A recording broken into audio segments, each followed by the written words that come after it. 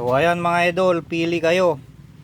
Itong Simawa, yan, o itong Salagubang or Abal-abal sa Ilocano. Parehas masarap yan.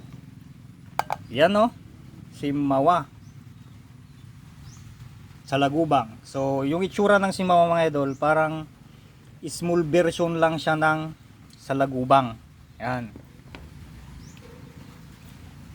Sampulan natin to.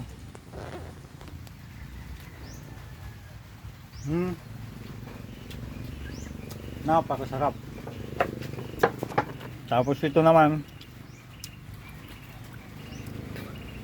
sampulan din natin to. Yun no?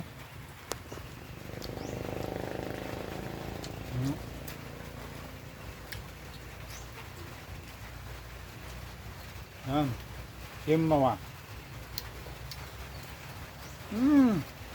Pinaghalong sarap ng Simawa saka Salagubang. Grabe.